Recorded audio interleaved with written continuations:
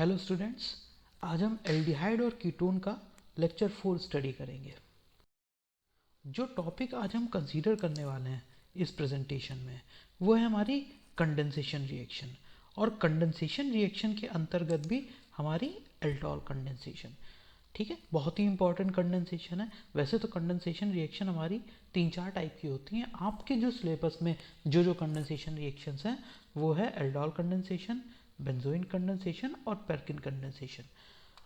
Further बाकी जो हमारी ये दोनों कंडेंसेशन रिएक्शन है, पेरकिन और बेंजोइन। कंडेंसेशन रिएक्शन पढ़ने से पहले आपको पता होना चाहिए कंडेंसेशन क्या होता है। कंडेंसेशन को अगर हम जनरल टर्म में पढ़ें, मतलब डेली लाइफ से रिलेट करके, तो it is the conversion of water vapour into liquid. कभी भी जब हमारी वाटर वेपर फॉर्म में कब कन्वर्ट होती हैं, या तो हीट अप होके, ठीक है, या तो कूल होके, ठीक है। तो जब हमारी वाटर वेपर लिक्विड फॉर्म में, लिक्विड वाटर में कन्वर्ट हो जाती हैं, ठीक है, या तो स्टीम हमारी लिक्विड फॉर्म में कन्वर्ट हो जाती है, तो इस प्रोसेस को हम कहते हैं क्या, कंडेंसेशन, ठीक है। वाटर वेपर कहाँ पे होती हैं? वाटर वेपर हमारी एटमॉस्फेयर में होती हैं, ठीक है। और स्टीम कैसे जनरेट होती है? जब जैसे हम भगोने में पानी अगर गर्म करें और उसके ऊपर ढक्कन लगा दें स्टील का या किसी चीज़ का, तो थोड़ी देर बाद देखेंगे जैसे पानी गर्म होगा तुरंत वो जो आपकी स्टील का ढक्कन है उसके ऊपर वाटर ड्रॉपलेट्स दिखेंगी। और अगर थोड़ा टिल्ट कर देंगे उसको तो वाटर हम इकट्ठा भी कर सकते हैं कटोरी में या किसी चीज़ में, ठीक है। अब ये तो फंडा हो गया स्टीम का। स्टीम ठंडी हुई और वाटर फॉर्म में कन्वर्ट हो गई। और जैसे आप बरसात में देखोगे, ठीक है, या सर्दियों के मौसम में आप अगर देखोगे तो उस समय क्या होता है, जो वाटर वेपर ठंडी होकर हमारे ग्लास पे, शीशे, खिड़कियों पे हमारी कंडेंस्ड हो जाती है, मतलब जमा हो जाती, मतलब लिक्विड फॉर्म में कन्वर्ट हो जाती, दैट इज ऑल्सो कंडेंसेशन, ठीक है। ये थोड़ा बरसात में जो फिनोमेना लगता है वो भी कंडेंसेशन का लगता है। हमारी धरती गर्म होती है, धरती में क्या होती है, वाटर वेपर होती है। वाटर वेपर जानते हैं गैस फॉर्म में होती है, वो हल्की होकर ऊपर जाती है। और गर्म किससे होती है? हमारे सूर्य की मदद से, सूर्य की गर्मी से गर्म हुई, ऊपर जाके क्लाउड बनी, बादल बनी, ठीक है। तो बादल जैसे ही हवाएं चलती हैं, बादल जो हमारा ठंडा होता है तुरंत वो वाटर फॉर्म में कन्वर्ट हो जाता है और वही हमारा धरती पे दोबारा गिरता है, जिसको हम बारिश कहते हैं, ठीक है। तो कंडेंसेशन समझ में आया। अब हमारी कंडेंसेशन रिएक्शंस क्या होती हैं? कंडेंसेशन रिएक्शंस वो होती हैं जिसमें हमारा, जिन रिएक्शन में वाटर का जनरेशन होता है, वाटर जिसमें प्रोड्यूस होता है जिन रिएक्शन में, ऐसा नहीं कि किसी एलिमिनेशन के द्वारा या किसी चीज़ के द्वारा, अंदर ही रिएक्शन के वाटर का जनरेशन होता है, ठीक है। तो उन टाइप के रिएक्शन को कहते हैं कंडेंसेशन रिएक्शन, जिसमें वाटर का जनरेशन होता है। समझ में आ गया कंडेंसेशन? कुछ टर्म्स हैं जो आपको कंडेंसेशन रिएक्शन पढ़ने से पहले पता होना चाहिए। सबसे पहले अल्फा हाइड्रोजन, ये काफ़ी पहले मैं बता चुका हूँ। एल्कीन्स में अल्फा हाइड्रोजन क्या होता है? जो अल्फा कार्बन से लगा हो। अब अल्फा कार्बन क्या होता है? जो मेन फंक्शनल ग्रुप के जस्ट बाद वाला कार्बन होता है उसको अल्फा कार्बन कहते हैं। अगर आप देखेंगे, this is our carbonyl group, ठीक है। अब इस कार्बोनिल ग्रुप के जो पड़ोस वाला हमारा कार्बन है, दिस इज अल्फा कार्बन, ठीक है। अब अल्फा कार्बन से जितने भी हमारे हाइड्रोजन जुड़े होंगे उनको हम क्या कहेंगे? अल्फा हाइड्रोजन्स, ठीक है। ये हो गया हमारा अल्फा कार्बन। और 1, 2 और 3 हाइड्रोजन इससे जुड़े हैं, तो ये हो गए हमारे अल्फा हाइड्रोजन, ठीक है। नेक्स्ट जो हमारा टर्म है जिसको हमको पता होना चाहिए वो है अल्फा बीटा अनसैचुरेटेड कंपाउंड। अब अल्फा बीटा आपको समझ में आ गया। अल्फा क्या होता है? जो जस्ट बाद वाला कार्बन हो। बीटा क्या होता है? जो उसके बाद वाला कार्बन हो, ठीक है। तो अल्फा बीटा अनसैचुरेटेड आप जानते हैं, अनसैचुरेशन मतलब या तो डबल बॉन्ड या तो ट्रिपल बॉन्ड, ठीक है। जब हमारा when double bond or triple bond is present, when double bond or triple bond is present between alpha and beta carbon, then those type of compounds are called alpha beta unsaturated compound। अगर हम इस नीचे example का अगर हम देखें तो ये हमारा क्या है? कार्बोनिल कंपाउंड, क्योंकि ऑक्सीजन लगा हुआ है, ठीक है। दूसरा ये हमारा क्या हो गया? अल्फा कार्बन, यहाँ से आपको क्लियर होगा, ठीक है। अब अल्फा कार्बन के बाद वाला जो कार्बन होता है वो होता है हमारा बीटा कार्बन, ठीक है। अब इन अल्फा और बीटा के कार्बन के बीच में देखिए डबल बॉन्ड प्रेजेंट है, तो इनको बोलते हैं अल्फा बीटा अनसैचुरेटेड कंपाउंड, ठीक है। देखिए कीटोन ग्रुप भी है और इन भी एल्कीन ग्रुप भी है। तो पर नेक्स्ट टर्म जो है वो है हमारा एल्डोल। अब हम एल्डोल कंडेंसेशन पढ़ने जा रहे हैं, तो एल्डोल का मतलब भी तो हमको पता होना चाहिए, ठीक है। एल्डोल हमारा दो वर्ड से मिलके बना हुआ है। एल्डोल, एल मतलब एल्डिहाइड और ऑल मतलब तो आप हमेशा जानते हो एल्कोहल, ठीक है। डेफिनेशन क्या होगी इसकी, it is the product of aldol condensation also known as beta hydroxy aldehyde, ठीक है। अब बीटा हाइड्रोक्सी एल्डिहाइड इसको क्यों बोला, देखिए ये carbonyl compound, main functional group, this is alpha carbon and this is beta carbon. अब बीटा पे क्या लगा हमारा हाइड्रोक्सी, और ये है क्या हमारा एल्डिहाइड, CHO ग्रुप है, ठीक है। तो ये हो गया हमारा बीटा हाइड्रोक्सी एल्डिहाइड, और वास्तव में इसका नाम क्या होगा, 3 हाइड्रोक्सी ब्यूटेनल, ठीक है। इसको हम एल्डोल भी कहते हैं और बीटा हाइड्रोक्सी एल्डिहाइड भी कहते हैं, ठीक है। नेक्स्ट जो हमारा टर्म यूज होगा वो है कीटोल। जैसे हमारा एल्डोल होता है वैसे ही कीटोल है। एल्डोल में क्या होता है, एल्डिहाइड प्लस अल्कोहल, तो वैसे ही कीटोल में क्या होगा, कीटोन प्लस अल्कोहल, ठीक है। सिंपल सा फंडा है, ठीक है। अब ये भी हमारा एल्डोल कंडेंसेशन का ही पार्ट है, पर जब हम कीटोन लेते हैं, जब हम एसीटोन कीटोन ग्रुप लेते हैं तो उसको बोलते हैं एल्डोल कंडेंसेशन। पर कीटोल कंडेंसेशन नाम की कोई चीज़ है नहीं, तो इसका जो प्रोडक्ट जब हम कीटोन लेते हैं तो कीटोल बनता है। तो ऊपर हमने देखिए क्या लिखा था, बीटा हाइड्रोक्सी एल्डिहाइड, जब हम एल्डिहाइड का एल्डोल कंडेंसेशन कराते हैं, जब हम कीटोन का एल्डोल कंडेंसेशन कराते हैं तो उसको बोलते हैं बीटा हाइड्रोक्सी कीटोन, ठीक है। सेम ये हमारा कार्बोनिल ग्रुप, ये अल्फा कार्बन, ये बीटा कार्बन, बीटा कार्बन से हमारा OH लगा हुआ है इसलिए हाइड्रोक्सी हो गया, बीटा हाइड्रोक्सी। पर यहाँ पे फ़र्क ये है, देखिए CH3CO ग्रुप है और यहाँ पे HCO ग्रुप था। HCHO हमारा क्या होता है, एल्डिहाइड, CH3CO, CH3 क्या होता है हमारा, कीटोन, तो इसीलिए इसको बीटा हाइड्रोक्सी कीटोन कहा गया है, ठीक है। नेक्स्ट है जो टर्म आएगा वो है इनोलेट आयन। अब इनोलेट से भी आपको क्लियर हो रहा है, ये मैंने आइसोमेरिज्म में बताया था, कीटो इनॉल टाटोमेरिज्म में मैंने बता चुका हूँ। इनोलेट आयन, कीटो इनॉल, इनॉल आपका दो चीज़ से बना हुआ है, ये हमारा है इन प्लस ऑल, मतलब ऐसा कंपाउंड जिसमें हमारा डबल बॉन्ड भी हो और हाइड्रोक्सी ग्रुप भी हो, तो उसको बोलेंगे इनॉल। अब उसको तो हमने इनॉल बोल दिया, अब उसमें से एक H आपने हटा दिया, -H कर दिया, तो वो बन गया इनोलेट।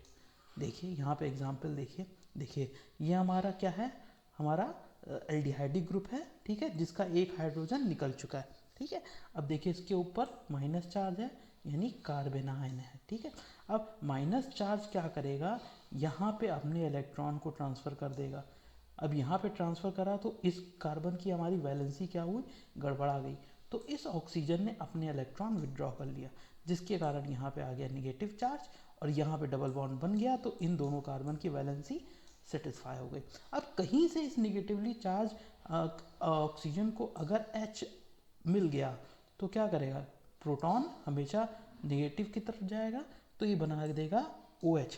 अब देखिए यहाँ पे क्या है, डबल बॉन्ड मतलब इन, और ये हमारा हाइड्रोक्सी मतलब ऑल, तो दोनों इसमें प्रेजेंट है, तो ये हो गया इनॉल।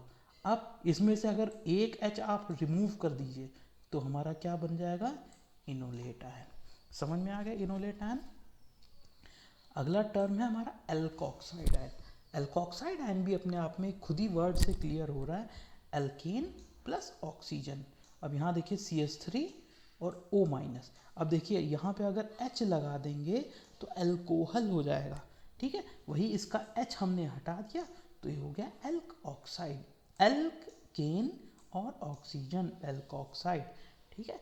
नेक्स्ट टर्म है डिहाइड्रेशन। डिहाइड्रेशन आप जानते हैं, आपको कभी कभी जब गर्मियों में आपका एक्सेस स्वेटिंग हो जाती है, बॉडी में आपकी पानी की कमी हो जाती है उल्टी के कारण, या आपका जो किसी भी कारणवश अगर आपके शरीर में पानी की कमी हो जाती है तो उसको बोलते हैं डिहाइड्रेशन। तो it is the removal of water molecule, मतलब वाटर मॉलिक्यूल का निकलना इज कॉल्ड डिहाइड्रेशन। हाइड्रेशन मतलब वाटर मॉलिक्यूल का जुड़ना, ठीक है। कहते नहीं कि आप पानी पीते रहिए, ग्लूकोज पीते रहिए ताकि आपकी बॉडी हाइड्रेटेड रहे, मतलब पानी की कमी ना हो, स्किन हाइड्रेटेड रहे, ठीक है। तो हाइड्रेशन, डिहाइड्रेशन को समझाने के लिए हमने दिया एक अल्कोहल। अब अल्कोहल दिया तो इसका हमारा यहाँ पे देखिए OH ग्रुप लगा है इस कार्बन से, इस कार्बन से हमारा H ग्रुप लगा है, ठीक है। तो अब ये OH और ये H ये दोनों मिलके हमारा वाटर मॉलिक्यूल निकालेंगे। अब जैसे ही निकले तो यहाँ की इस कार्बन की वैलेंसी हमारी गड़बड़ाई, जिसके कारण यहाँ पे डबल बॉन्ड आ गया, तो हमारा अल्कोहल से बन गया एल्कीन। ये रिएक्शन आपको मैं बता चुका हूँ एल्कीन रेक के सेगमेंट में, ठीक है। कॉन्जुगेटेड डाइन्स में भी बताया था और एल्कीन्स में भी बताया था, ठीक है। रिवीजन कर लीजिएगा। नेक्स्ट टर्म है हमारा प्रोटोनेशन। प्रोटोनेशन से आपको समझ में आ रहा है, प्रोटोनेशन का मतलब प्रोटॉन का एडिशन, ठीक है।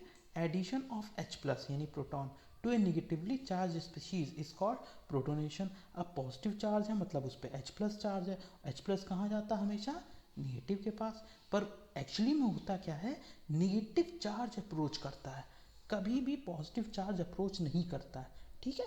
ये चीज़ पहले भी मैं काफ़ी बार बता चुका हूँ।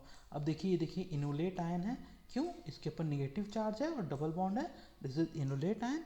अब ये क्या करेगा, अटैक करेगा H+ के ऊपर, क्यों, इसको पॉजिटिव चार्ज दिख गया, जैसे ही अटैक किया तो यहाँ पे बन गया हमारा इथिनॉल। इनॉल है, इथेनॉल नहीं है, ध्यान रखें, इनॉल इसलिए क्योंकि इन डबल बॉन्ड है, ठीक है, एथ इन ऑल। नेक्स्ट टर्म है हमारा बेस। बेस कई बार बता चुका हूँ, जो प्रोटॉन को एक्सेप्ट करता है वो बेस होता है, जो प्रोटॉन को डोनेट करता है वो एसिड होता है। कौन कौन है जो बेस है, NaOH is a base, KOH is a base, क्यों, Na+ और OH- में टूटेगा और OH- क्या करेगा, H+ को एक्सेप्ट करेगा। BaOH is also a base, ठीक है। अब हम आ जाते हैं एल्डोल कंडेंसेशन पे। एल्डोल कंडेंसेशन क्या होता है, ठीक है। एल्डोल कंडेंसेशन में क्या होता है, एल्डिहाइड हैविंग अल्फा हाइड्रोजन, ठीक है, undergo self addition in presence of dilute base to form aldol, ठीक है, which further dehydrate to give alpha beta unsaturated compound and water, ठीक है।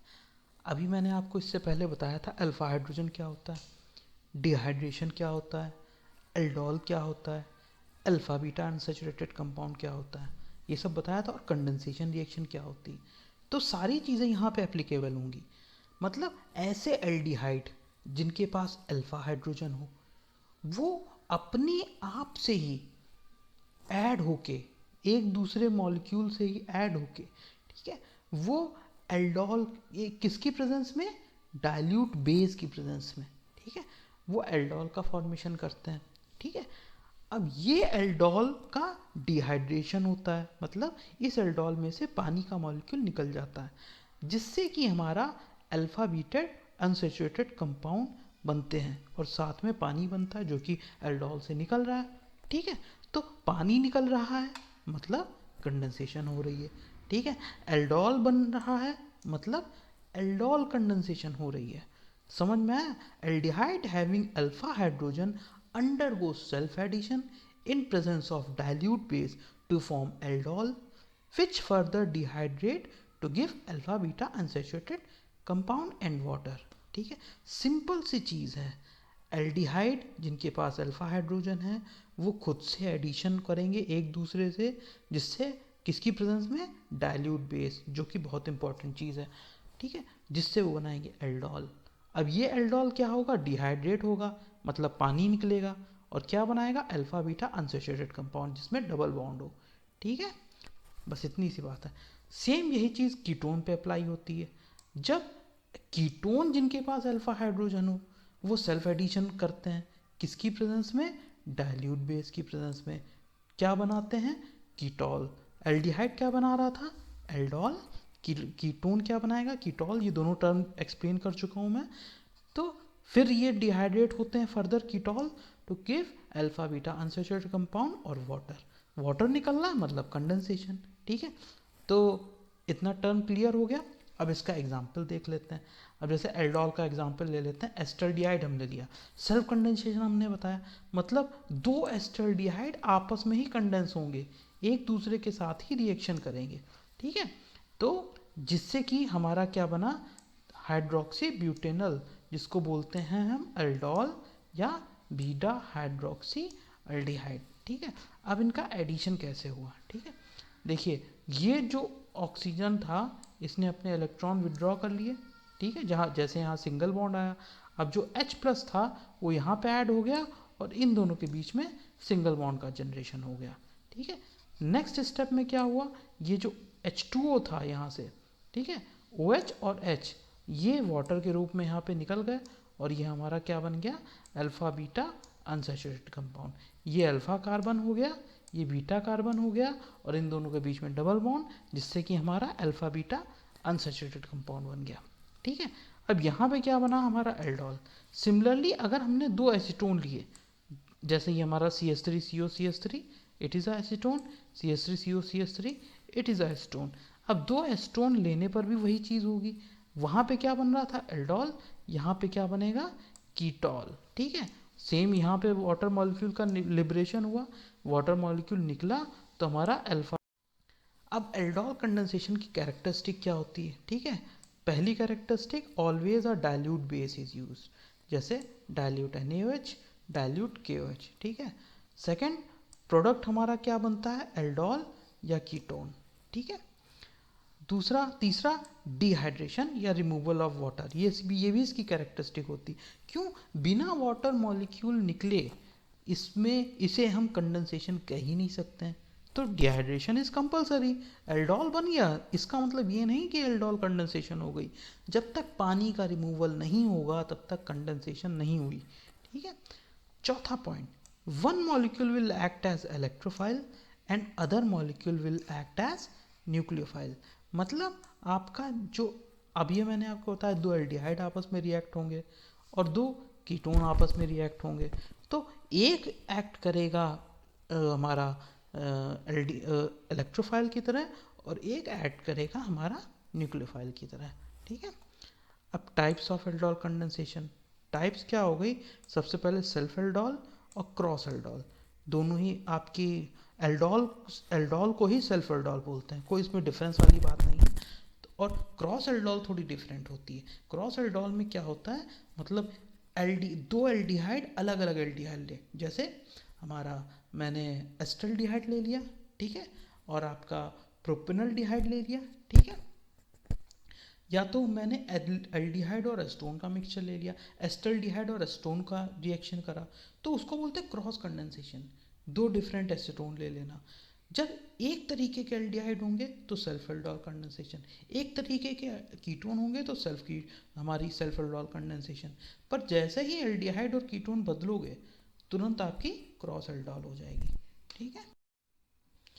अब आज सिर्फ हमको सेल्फ एल्डोल कंडेंसेशन पढ़ना है, नेक्स्ट लेक्चर में हम क्या पढ़ेंगे, क्रॉस एल्डोल कंडेंसेशन, ठीक है। When same molecule of aldehyde or ketone react together in presence of dilute base to form aldol, ठीक है, with removal of water molecule, then it is called self aldol condensation, ठीक है।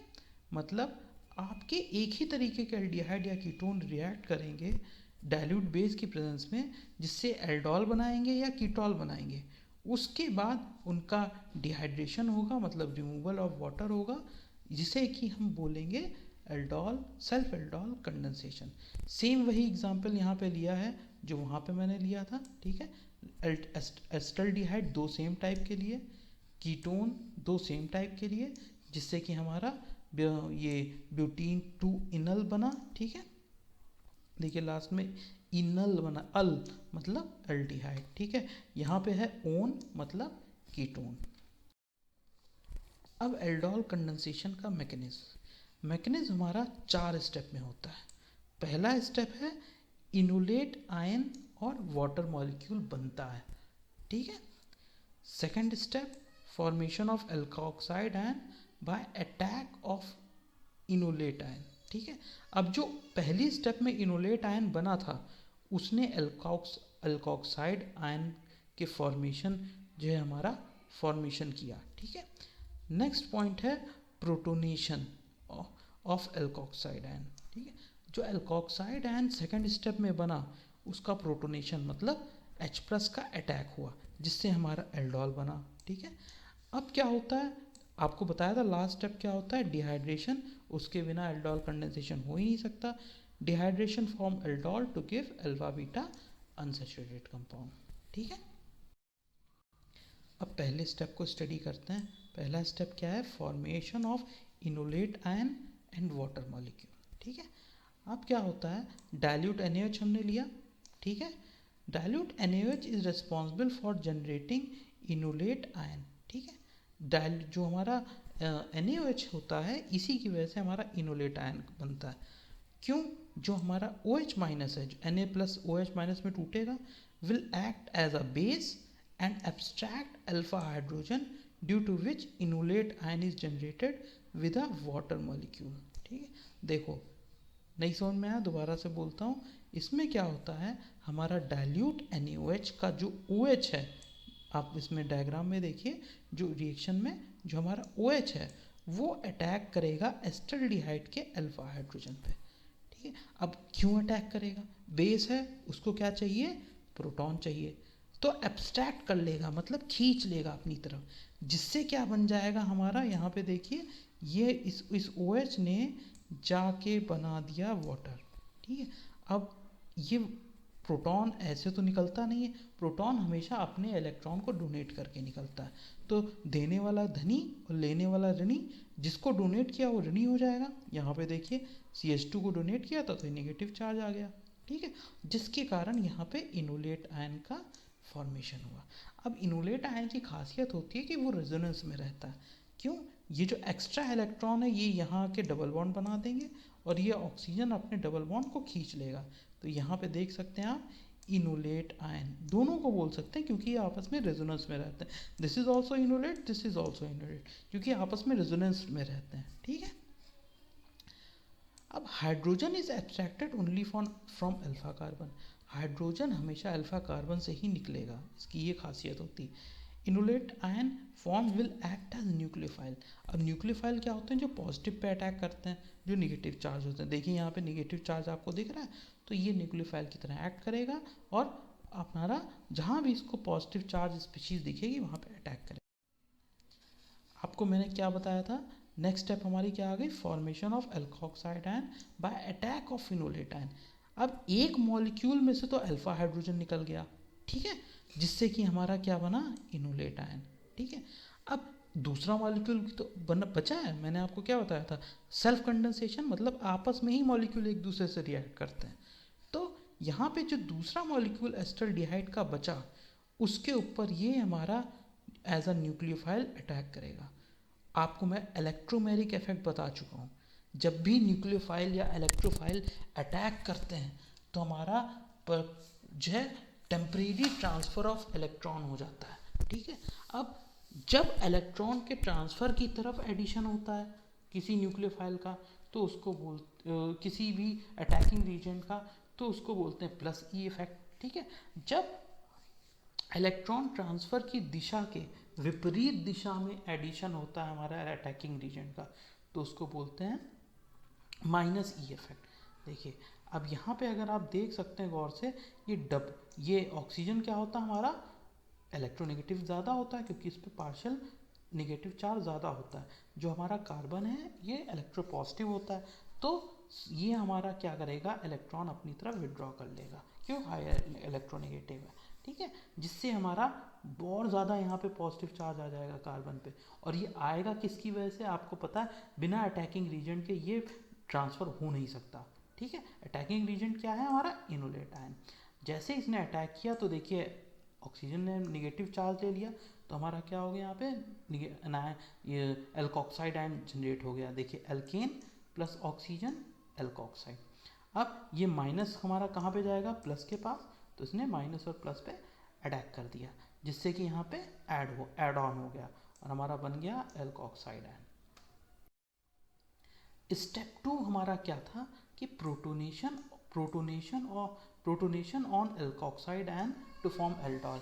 अब इससे पिछले step में हमारा क्या बना था, एल्कोक्साइड आयन बना था, ठीक है। और इनोलेट आयन भी फर्स्ट इनोलेट आयन में बना था फर्स्ट स्टेप में, उसके साथ पानी बना था। पानी आप जानते हैं H+ और OH- में टूटता है, तो ये जो H+ था इस पे इनोलेट आयन अटैक करता है और यहाँ पे OH बना लेता है, ठीक है, जो कि हमारा कहलाएगा एल्डोल या बीटा हाइड्रोक्सी एल्डिहाइड, ठीक है।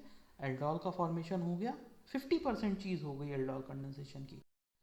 नेक्स्ट स्टेप है डिहाइड्रेशन, जो कि मेन स्टेप है, ठीक है। अब डिहाइड्रेशन में क्या होता है, हमारा वाटर मॉलिक्यूल निकलता है। तो ये जो हमारा एल्डोल बना था, बीटा हाइड्रोक्सी एल्डिहाइड या एल्डोल, इसमें से OH और H ये हमारे रिमूव होते हैं वाटर के रूप में, जो कि यहाँ पे आ जाता है, ठीक है। ये वाटर हमारा यहाँ पे आ गया, जिससे कि यहाँ पे वैलेंसी कम पड़ी अल्फा बीटा कार्बन के बीच में, तो हमारा डबल बॉन्ड आ गया। इसको बोला हमने अल्फा बीटा अनसैचुरेटेड कंपाउंड, ठीक है, जिससे जिसे जो कि हमारा एल्डोल कंडेंसेशन का लास्ट प्रोडक्ट होता है, ओरिजिनल प्रोडक्ट होता है, ठीक है। तो ये हमारी हो गई एल्डोल कंडेंसेशन, ठीक है। अब आपको इसकी थोड़ी प्रैक्टिस करनी पड़ेगी, बार बार पढ़ना पड़ेगा, बार बार पढ़े बिना नहीं पॉसिबल है कि आपको आएगा, ओके। नेक्स्ट टर्न पे क्रॉस एल्डोल कंडेंसेशन पढ़ेंगे।